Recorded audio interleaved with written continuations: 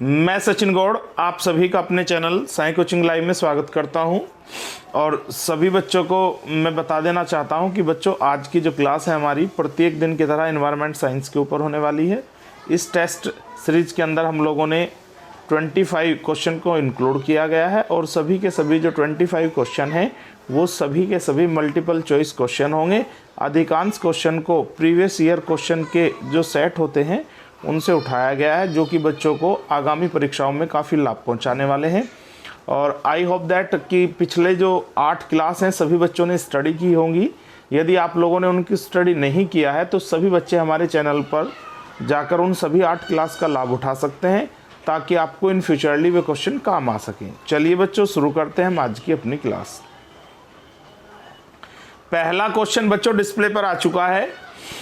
हम चारों ओर जिन दिशाओं से घिरे हुए हैं उनका योग क्या कहलाता है। हम चारों ओर जिन दिशाओं से घिरे हुए हैं उसका योग क्या कहलाता है। जो बच्चे अभी अभी क्लास के साथ जुड़े हैं उन सभी बच्चों को जय हिंद लिखकर पहले अटेंडेंस सबमिट करनी है। उसके बाद सभी बच्चों को क्लास को अपने फ्रेंड सर्कल में शेयर करना है।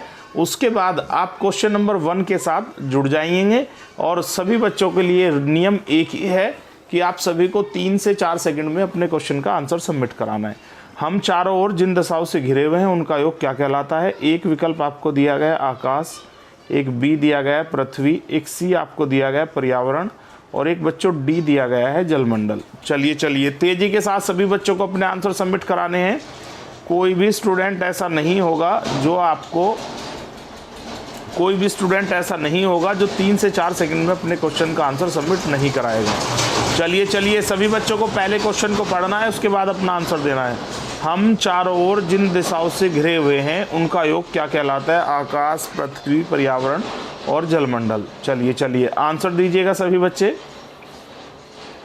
तो बच्चों बात कर लेते हैं सही विकल्प की। ए विकल्प आपका गलत है आकाश, बी पृथ्वी भी आपका गलत है, डी जलमंडल भी आपका गलत है। हम चारों ओर जिन दिशाओं से घिरे हुए हैं उन सभी को क्या कहा जाता है, पर्यावरण कहा जाता है। ये क्वेश्चन आप लोगों के लिए काफ़ी खास हो जाता है। चलिए बात करते हैं क्वेश्चन नंबर 2 की। क्वेश्चन नंबर 2 बच्चों डिस्प्ले पर आ चुका है। वैश्विक पर्यावरण के लिए सर्वाधिक महत्वपूर्ण वन कौन से होते हैं। पूरी दुनिया में जो वन है, वनों के बहुत सारे टाइप हैं, लेकिन उनमें से जो सबसे उपयोगी वन है, जो सबसे ज़्यादा हम लोगों को लकड़ी उपलब्ध कराते हैं, वन संसाधन उपलब्ध कराते हैं, ऑक्सीजन उपलब्ध कराते हैं, तो वे वन आपके कौन से हैं। एक आपको दिया गया है मानसूनी वन, एक उष्ण कटिबंधीय वर्षा वन, एक शीतोष्ण कटिबंधीय वन, एक भूमध्य सागरीय वन। आपको 4 ऑप्शन दिए गए हैं बच्चों। आर्थिक रूप से जो वन आपके लिए बहुत उपयोगी होंगे वो आपको विकल्प में दिया गया है। उसका आंसर आपको चैट बॉक्स में जाकर सबमिट कराना है।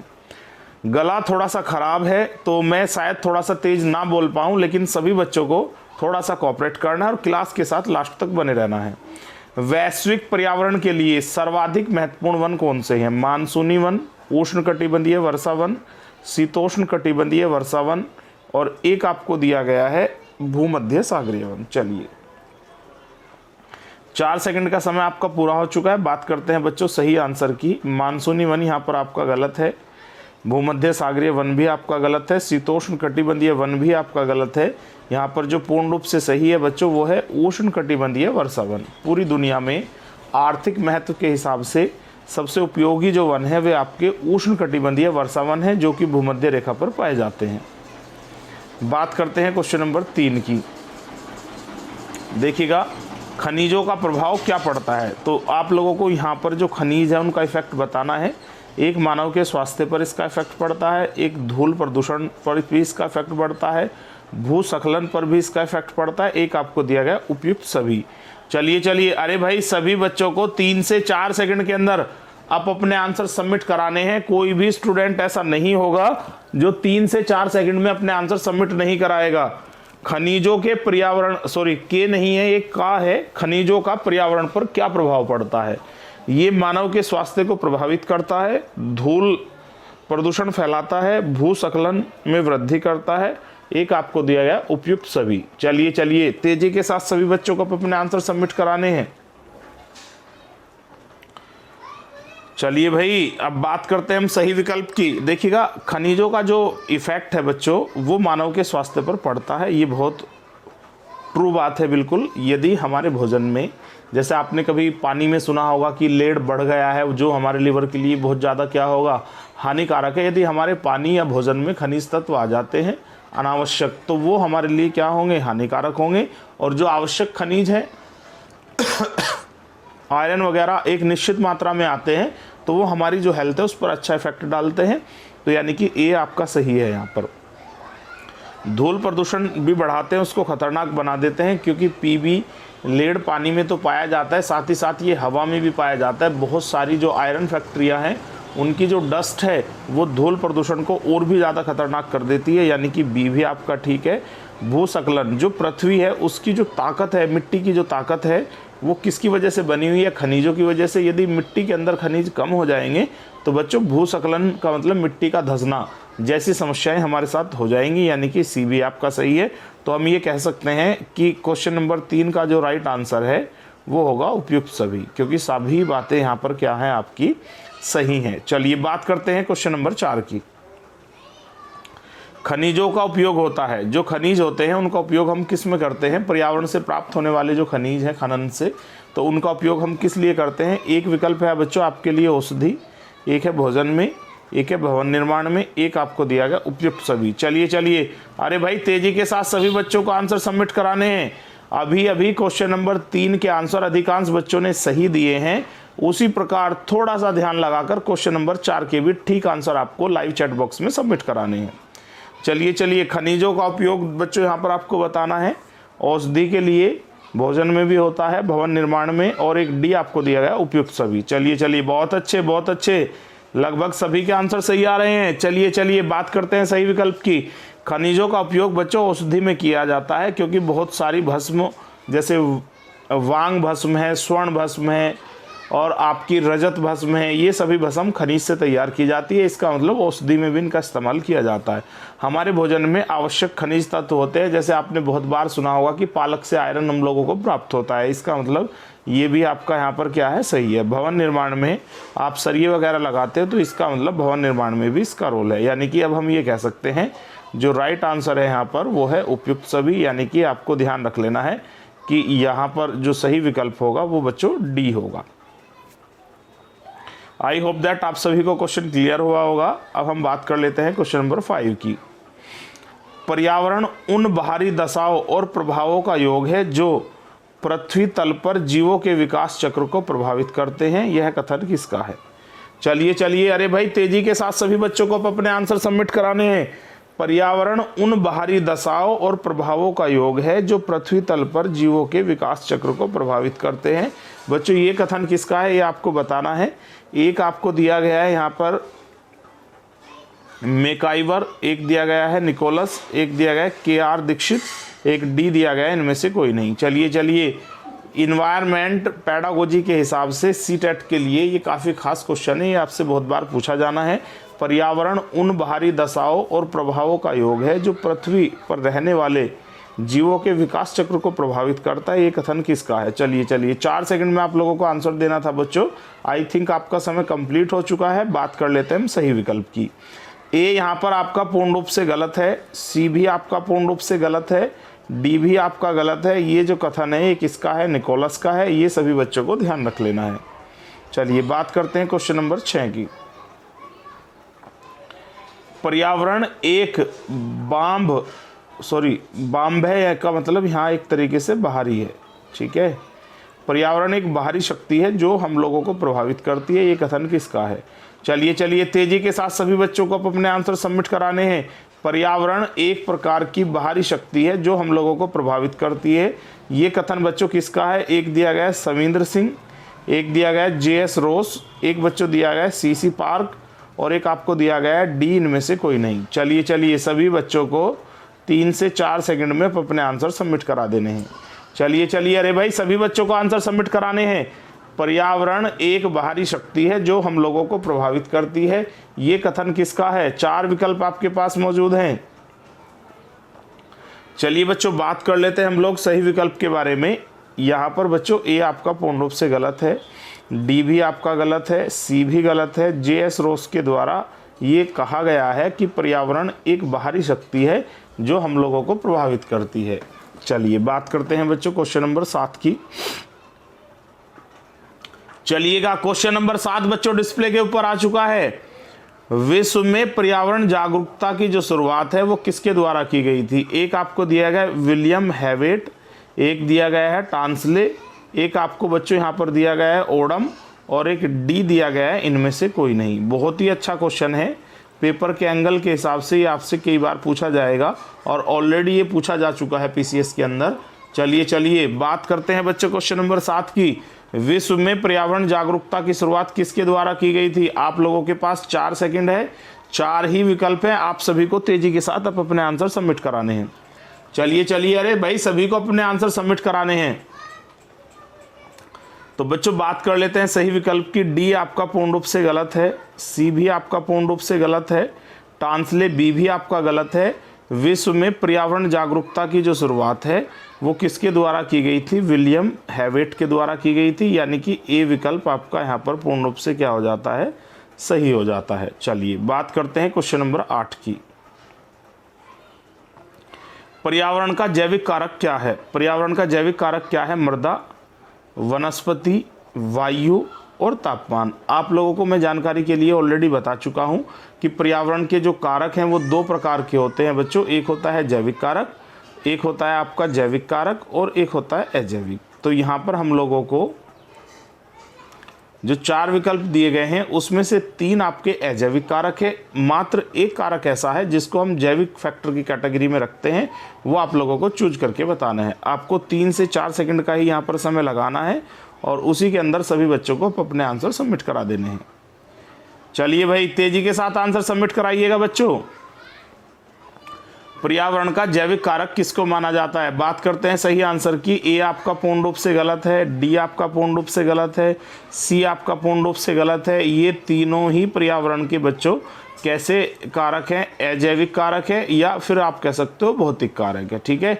लेकिन हम लोगों को बताना है जैविक कारक। तो वनस्पति को हम क्या मानते हैं? वनस्पति और जंतुओं को, इन सभी को हम क्या मानते हैं? जैविक कारक मानते हैं। वनस्पति और जंतु इन दोनों को कौन सी कैटेगरी में रखा जाता है? जैविक कारक की कैटेगरी में रखा जाता है। चलिएगा बात करते हैं क्वेश्चन नंबर 9 की।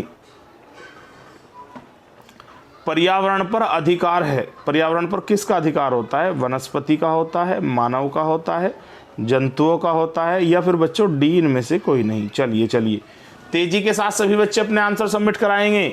जो हमारा पर्यावरण है उस पर किसका अधिकार होता है? वनस्पति का होता है, मानव का होता है, जंतुओं का होता है या डी इनमें से कोई नहीं। अधिकार हमेशा बलवान का होता है। तो आप देखिएगा इन चारों में सबसे ज़्यादा बलवान कौन है, सबसे ज़्यादा पावरफुल कौन है, और उसी सेंस को इस्तेमाल करके 3 से 4 सेकंड में आप सभी को अपने आंसर क्या कर देने हैं? सबमिट कर देने हैं। चलिए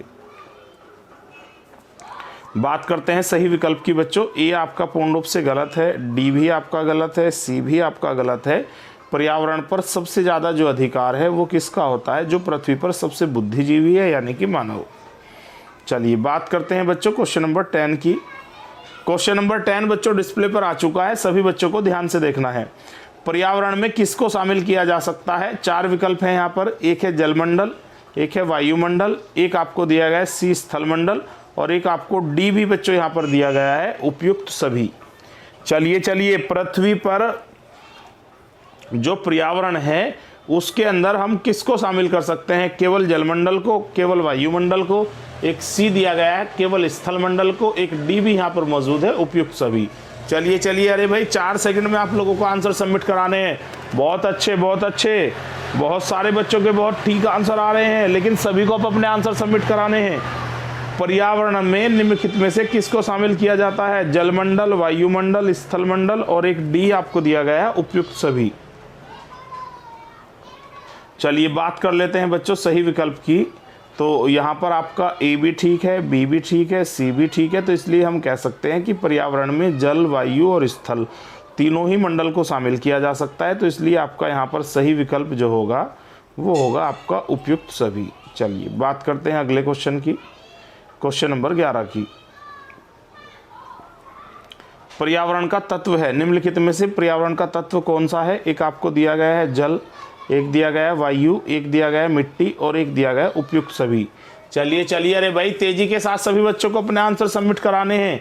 जो पर्यावरण है उसका तत्व किसको माना जाता है? 4 विकल्प मौजूद हैं। जल को माना जाता है, वायु को माना जाता है, मिट्टी को, या उपयुक्त सभी। इससे आसान क्वेश्चन नहीं हो सकता बच्चों। अगर इतने इजी क्वेश्चन के अंदर भी आप लोगों को प्रॉब्लम फेस हो रही है तो कैसे काम चलेगा? चलिए सभी को आप अपने आंसर सबमिट कराने हैं, कोई भी बच्चा टाइम नहीं लगाएगा। सभी बच्चों को 3 से 4 सेकंड के अंदर आप अपने आंसर सबमिट करा देने हैं। पर्यावरण का तत्व है जल, वायु, मिट्टी, एक डी यहां पर मौजूद है, उपयुक्त सभी। चलिए बात करते हैं सही विकल्प की। पर्यावरण में जल को भी इंक्लूड किया जाता है, वायु को भी और मिट्टी को भी। इसका मतलब उपयुक्त सभी आपका यहाँ पर एकदम राइट आंसर है और पेपर के हिसाब से काफ़ी खास भी है। ठीक है, क्वेश्चन नंबर 10 और 11 सेम ही थे, बस उसको अलग अलग ढंग से अलग अलग परीक्षाओं में एग्जामिनर के द्वारा प्रस्तुत किया गया है। बाकी हैं एक ही, क्वेश्चन नंबर 10 भी और 11 भी। चलिए बात करते हैं क्वेश्चन नंबर 12 की। पर्यावरण अध्ययन की जो प्रकृति है वो कैसी है? अगर हम इन्वायरमेंटल स्टडी की पेडागोजी की बात करते हैं तो उसके अंदर ये काफ़ी पॉपुलर क्वेश्चन है कि पर्यावरण अध्ययन की प्रकृति कैसी है। एक आपको दिया गया है एकल अनुशासनिक, एक दिया गया है बहु अनुशासनिक, एक दिया गया है संकुचित, एक बच्चों डी दिया गया है इनमें से कोई नहीं। चलिए अरे भाई तेजी के साथ सभी बच्चों को अपने आंसर सबमिट कराने हैं।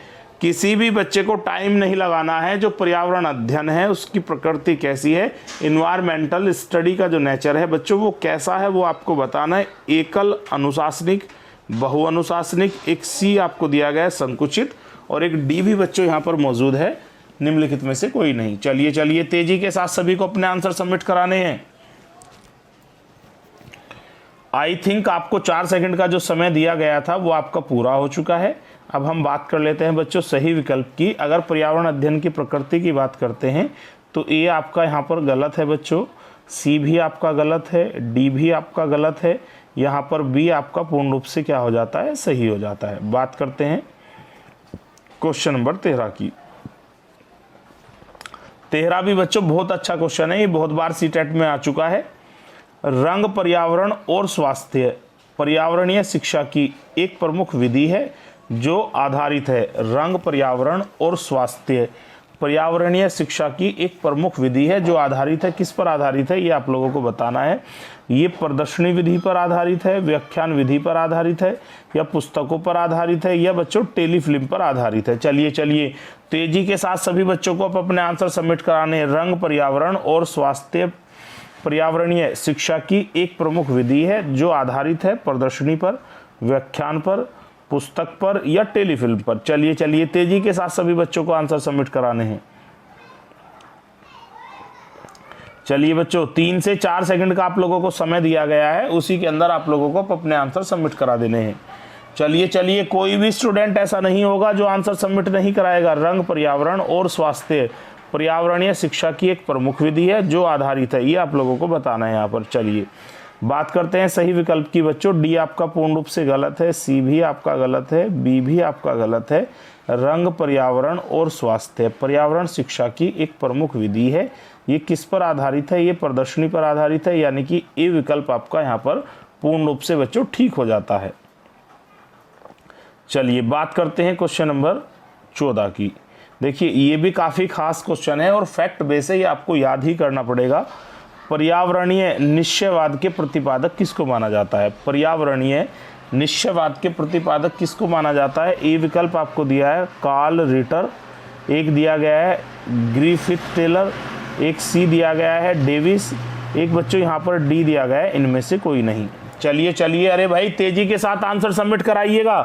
पर्यावरणीय निश्चयवाद के प्रतिपादक किसको माना जाता है? Carl Ritter, Griffith Taylor, Davis, एक डी आपको दिया गया है, इनमें से कोई नहीं। चलिए तेजी के साथ सभी बच्चों को अपने आंसर सबमिट कराने हैं। चलिए बात कर लेते हैं बच्चों सही विकल्प की। डी आपका यहाँ पर पूर्ण रूप से गलत है, सी भी बच्चों आपका गलत है, बी भी आपका गलत है, और यहाँ पर आपका जो राइट आंसर है बच्चों वो है कार्ल रिटर। कार्ल रिटर को ही पर्यावरणीय निश्चयवाद के प्रतिपादक के रूप में जाना जाता है, या आपको एक्सेप्ट करना होगा। ठीक है, बात करते हैं क्वेश्चन नंबर 15 की। भारत में धारणीय विकास के दृष्टिकोण से विद्युत उत्पादन का सबसे अच्छा स्रोत कौन सा है? भारत में धारणीय विकास के दृष्टिकोण से विद्युत उत्पादन का सबसे अच्छा स्रोत कौन सा है? एक आपको दिया गया है कोयला, एक बी दिया गया है खनिज तेल एवं गैस, एक दिया गया है जल विद्युत और एक डी आपको दिया गया है परमाणु ऊर्जा। चलिए चलिए, अरे भाई तेजी के साथ सभी बच्चों को अपने आंसर सबमिट कराने हैं। भारत में धारणीय विकास के दृष्टिकोण से विद्युत उत्पादन का सबसे अच्छा स्रोत क्या है? कोयला, खनिज तेल एवं गैस, जल विद्युत, एक डी आपको दिया गया है परमाणु ऊर्जा। चलिए बात कर लेते हैं यहाँ पर हम लोग सही विकल्प की। 4 विकल्प हम लोगों के पास थे। अगर हम बात करते हैं अपने इंडिया में, तो विद्युत उत्पादन के लिए हमारे पास जो सबसे अच्छा सोर्स है वो कोयला नहीं है, यानी कि ये आपका गलत है। खनिज तेल तो हो ही नहीं सकता, पूर्ण रूप से गलत है। डी आपका गलत है। यहाँ पर पूर्ण रूप से जो सही है वो आपका जल विद्युत है, यानी कि सी आपका ठीक है। हमारे इंडिया में 65% के लगभग जो विद्युत उत्पादन है वह किस पर निर्भर करता है? वो जल ऊर्जा पर निर्भर करता है, यानी कि पानी की सहायता से इंडिया के अंदर अधिकांश बिजली बनाई जाती है। चलिए बात करते हैं क्वेश्चन नंबर 16 की। दूरदर्शन, रेडियो, नाटक, कवि गोष्ठियाँ एवं सिनेमा द्वारा दी जाने वाली जो पर्यावरणीय शिक्षा है उसको क्या कहा जाता है? चलिए, अगर आपको साइकोलॉजी का थोड़ा सा ज्ञान है तो उसके अंदर आपको जो विधि पढ़ाई जाती है उन विधियों पर आपको थोड़ा सा ध्यान देना है, उसी के बेस पे आपको आंसर मिल जाना है। दूरदर्शन, रेडियो, नाटक, कवि गोष्ठी या सिनेमा के द्वारा पर्यावरण की जो शिक्षा दी जाती है, किसी भी विषय की जो शिक्षा दी जाती है, उसको हम कौन सी कैटेगरी में रख सकते हैं? एक आपको दिया गया है ए विकल्प औपचारिक शिक्षा, एक दिया गया है अनौपचारिक शिक्षा, एक आपको दिया गया है पाठ्यक्रम शिक्षा, एक डी दिया गया है विद्यालय शिक्षा। चलिए, अरे भाई तेजी के साथ सभी बच्चों को अपने आंसर सबमिट कराने हैं। दूरदर्शन, रेडियो, नाटक, कवि गोष्ठी एवं सिनेमा द्वारा दी जाने वाली पर्यावरणीय शिक्षा को क्या कहा जाता है? चलिए, अरे भाई आंसर बताइएगा। 4 सेकंड से ज्यादा का समय आप लोगों को नहीं लेना है, उसी के अंदर आप सभी को अपने आंसर सबमिट कराने हैं। चलिए बात कर लेते हैं सही विकल्प की। बच्चों, जो औपचारिक शिक्षा है, औपचारिक शिक्षा एक ऐसी शिक्षा है जिसके लिए एक निश्चित पाठ्यक्रम होता है और एक निश्चित स्थान होता है, जैसे स्कूल, ठीक है। और उससे अलग जितनी भी डिस्टेंस है आपकी, डिस्टेंस स्टडी, जैसे फ़ोन से पढ़ना, रेडियो से पढ़ना, दूरदर्शन से पढ़ना, नाटक के रूप में पढ़ना, ये सभी का सभी आपका अनौपचारिक शिक्षा में आ जाता है। अनौपचारिक शिक्षा में कोई नियम, कोई कायदा, कोई पाठ्यक्रम, कोई स्थान, कोई समय निश्चित नहीं होता है, इसलिए आपका बी यहाँ पर बच्चों क्या हो जाता है? सही हो जाता है। ए विकल्प आपका गलत है, सी भी आपका गलत है और डी भी आपका यहाँ पर क्या है? पूर्ण रूप से गलत है। एक फैक्ट बेस्ड क्वेश्चन था। जिन बच्चों ने शिक्षण विधियों को नहीं पढ़ा है या शिक्षा के प्रकार नहीं पढ़ा है, उन लोगों को थोड़ा सा ये क्वेश्चन डिस्टर्ब कर सकता है, लेकिन आपको ध्यान रखना है कि शिक्षाएं 2 प्रकार की होती हैं, औपचारिक, अनौपचारिक। औपचारिक जब विद्यालय के अंदर आपको शिक्षा दी जाती है, अनौपचारिक जब बिना विद्यालय के आपको पढ़ाया जाता है, जैसे परिवार में या किसी भी रेडियो, दूरदर्शन या नाटक या कवि गोष्ठी या सिनेमा के द्वारा, ठीक है। चलिए, आई होप दैट आप सभी को क्वेश्चन क्लियर हुआ होगा। फिर भी यदि आपके कोई डाउट है तो आप कमेंट बॉक्स की सहायता से पूछ सकते हैं। बात करते हैं क्वेश्चन नंबर 17 की। प्रभावकारी दशाओं का वह संपूर्ण योग जिसमें जीव रहते हैं वह क्या कहलाता है? प्रभावकारी दशाओं का वह संपूर्ण योग जिसमें जीव रहते हैं वह क्या कहलाता है? एक आपको दिया गया है वायुमंडल, एक दिया गया है जैवमंडल, एक आपको दिया गया है पर्यावरण और एक बच्चों आपको दिया गया है डी जलमंडल। चलिए, तेजी के साथ सभी बच्चों को अपने आंसर सबमिट कराने हैं। प्रभावकारी दशाओं का वह संपूर्ण योग जिसमें सभी जीव रहते हैं वह क्या कहलाता है? चलिए, अरे भाई किसी को भी टाइम नहीं लगाना है, सभी बच्चों को 4 सेकंड के अंदर अपने आंसर सबमिट कराने हैं। कोई भी स्टूडेंट बहुत ज़्यादा समय नहीं लेगा, तेजी के साथ आप लोगों को अपने आंसर सबमिट कराने हैं। चलिए बात करते हैं सही विकल्प की यहाँ पर। चलिए, ए आपका बच्चों पूर्ण रूप से गलत है, बी भी आपका गलत है, डी भी आपका गलत है। प्रभावकारी दशाओं का वह संपूर्ण योग जिसमें समस्त जीव रहते हैं, तो उसको क्या कहा जाता है? पर्यावरण कहा जाता है, यानी कि सी विकल्प आपका यहाँ पर पूर्ण रूप से ठीक हो जाना है। चलिए क्वेश्चन नंबर 18 की बात करते हैं। पर्यावरण के घटकों में आप किसे शामिल करेंगे? मैं ऑलरेडी बता चुका हूं जो पर्यावरण के घटक हैं। कुछ घटक होते हैं जैविक, कुछ होते हैं अजैविक। अब यहाँ पर आपको विकल्प दिए गए हैं जल, एक वायु, एक मृदा यानी कि मिट्टी, एक दिया गया उपयुक्त सभी। इनमें से किसको आप पर्यावरण के घटकों के अंदर शामिल करेंगे, ये आप लोगों को बताना है। अधिकांश समय, मैक्सिमम जो समय है, अधिकतम जो समय है, आपको 4 सेकंड लगाना है, उसी के अंदर आप सभी के आंसर सबमिट हो जाने चाहिए। चलिए, पर्यावरण के घटकों में आप किसे शामिल करेंगे? चलिए तेजी के साथ सभी बच्चों को आंसर देने हैं। चलिए बच्चों, जल को हम शामिल कर सकते हैं क्योंकि जल आपका अजैविक घटक है। वायु को भी शामिल कर सकते हैं, मृदा भी, ये तीनों ही अजैविक घटक हैं, तो हम इन तीनों को शामिल कर सकते हैं। तो बच्चों हमारे लिए ए भी सही है, बी भी सही है, डी भी सही है। तो पेपर के एंगल से हमारा जो पूर्ण रूप से सही होगा आंसर, वो होगा आपका डी यानी कि उपरोक्त सभी। आई होप दैट आप सभी को क्वेश्चन क्लियर हुआ होगा। फिर भी कोई दिक्कत है, आप 1000 बार क्वेश्चन को पूछिएगा कमेंट बॉक्स की सहायता से, किसी प्रकार की कोई दिक्कत नहीं है, आपको फास्टली रिप्लाई दिया जाएगा। चलिए बात करते हैं क्वेश्चन नंबर 19 की। पर्यावरण के प्रमुख कारकों में निम्नलिखित में से कौन सा कारक सम्मिलित किया जा सकता है? पर्यावरण के प्रमुख कारकों में से किसको शामिल किया जा सकता है? एक है आपके पास जलवायु, एक है भौगोलिक स्थिति, एक आपको दिया गया वनस्पति, एक आपको दिया गया डी। चलिए, अरे बहुत ज़्यादा टाइम नहीं लगाना है। पर्यावरण के फैक्टर हैं, 4 फैक्टर आपको विकल्प के रूप में दिए गए हैं, जो इसमें पॉसिबल है उसको आपको सेलेक्ट कर लेना है। पर्यावरण के प्रमुख कारकों में निम्नलिखित में से कौन सा शामिल हो सकता है?